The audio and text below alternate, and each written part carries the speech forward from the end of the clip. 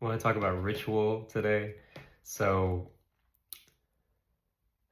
I've had a lot of bad handshakes in my life. I think as a guy, it's very stressful because, as like a socially awkward guy, it's very stressful because, like one guy goes in like this, and there's so many options there, right? Like, you don't know whether to go for like this one or like you're supposed to like grab on or something, or like sometimes it's like they're about to go like this, but maybe you go like this and the angle is weird. And then if you do make contact like this way, you know whether you want to like pull them in or if it's just I don't there's just a lot of options, right? I don't even or it's like a handshake versus like a this there's a lot going on, right? It's a very complex situation. And so, yeah, I've fumbled a lot of handshakes in my life, and I finally found the solution. Okay. So I went to this Japanese tea ceremony. This is the solution. I went to the Japanese tea ceremony in it's like an hour north of San Francisco in a really beautiful place, the Green Gulch Farm, near Mill Valley. And the Japanese have really nailed this idea of ritual. And not just the Japanese actually. I think in a lot of any societies with like an aristocracy, or maybe even not, I'm not sure. Any societies with like either a ritual or an aristocracy that has way too much time to socialize generally develops these social rituals for how you should greet people. When you're serving food, what should you say? When you have a group of people, like who should you serve food to first? When you're leaving, what should you say? Um, all of this, right? They have like actual kind of guidelines for all these minute things. And when I was a kid, I'd be like, well, that's fucking stupid. That sounds like the most lame thing ever. Like, why do you want to live your life dictated by all these rules and regulations? But as I get older and as I fumble more handshakes, I'm kind of like, if there was a rule, right? It's like, all right, if it's two guys who are bros and they're under 30, then you do the pulling in. But if you're over 30, then you do the handshake. Or maybe if there's like an age gap, like you're like 20 and it's like an elder that you're seeing, it's like a handshake or maybe like a this or not. I don't know. But if there are strict rules and regulations, make my life a lot easier, right?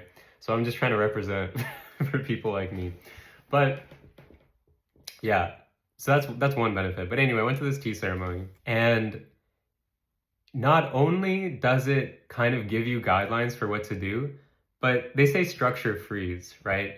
And when you're in this ritual setting where you it's like part of the ritual how you should look at someone and how you should pass the tea with your right hand and the order with which the tea goes around and how you like fold the napkin when you're making the tea and like how you set the chopsticks on the right side of the napkin versus the left side.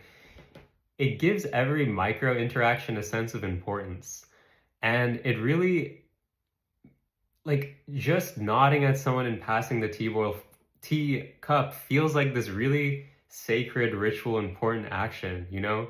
And there's just something so beautiful there. It's hard to put into words, but it's like that is the thing that you're doing. Like that is your duty in that moment to like pass the tea bowl perfectly. And there's rules for how to do it, and you can do it right.